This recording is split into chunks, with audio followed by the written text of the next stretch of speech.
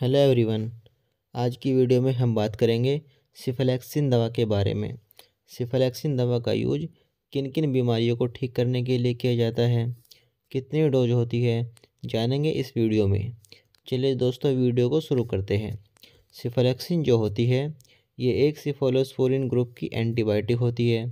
सिफलैक्सिन market में अलग अलग ब्रांड नेम से मिल जाएगी, जैसे स्पोरिडेक्स नाम से मिल जाएगी, सिफाडेक्स नाम से मिल जाएगी। इसके अलावा भी ये दवा आपको अलग अलग ब्रांड नेम से मिल जाएगी। अब हम बात करते हैं सिफलैक्सिन एंटीबायोटिक का यूज कहाँ पर किया जाता है। अब हम सिफलैक्सिन का यूज होता है स्किन इन्फेक्शन को ठीक करने में, सॉफ्ट टिश्यू इन्फेक्शन को ठीक करने में, मिडल ईयर इन्फेक्शन को ठीक करने में, यानी कि कान के अंदर जो इन्फेक्शन होता है उसको ठीक करने में सिफलैक्सिन का यूज किया जाता है।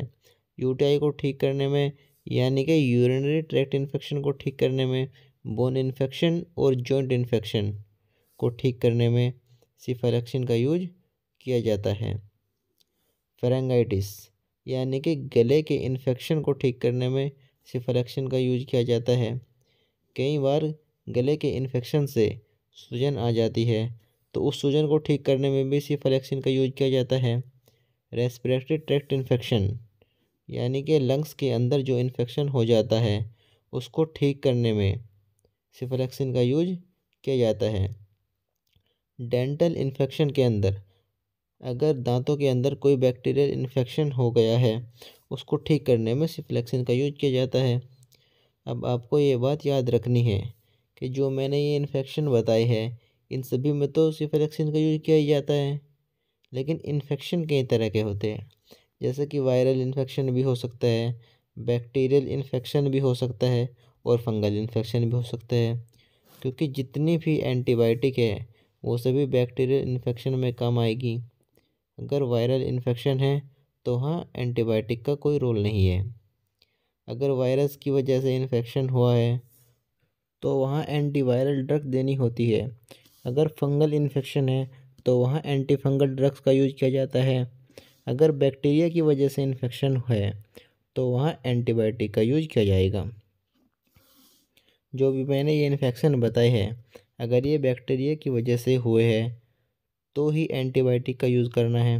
वायरल इन्फेक्शन और फंगल इन्फेक्शन में एंटीबायोटिक का यूज नहीं होता।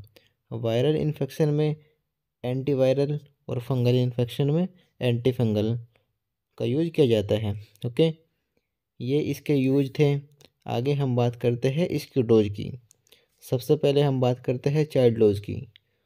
चाइल्ड डोज जो होती है वो होती है 25 से 50 mg पर kg per day. Divided dose यानी कि 12 आवर्स यानी कि 12 घंटे के बाद। अब इसको समझते हैं। अब इसको हम समझते हैं 25 से 50 mg पर kg पर डे होती है। मान लेते हैं कोई बच्चा 4 किलो का है तो उसे कितने mg सिफलैक्सिन देनी होगी। हमें पता है बच्चे का वजन 4 किलो है, तो हम कर लेंगे 4 × 25, ये हो गया हमारा 100 mg। तो ये 100 mg है पर डे की, यानी कि 100 mg हमें उसे पूरे दिन में देनी होगी। तो 100 mg पर डे की है तो हम इसे डिवाइडेड कर लेंगे।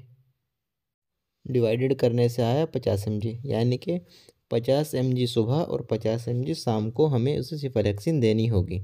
एक और बात आपको याद रखनी है, ये जो डोज है ये हमें फ़िक्स टाइम पर देनी होती है।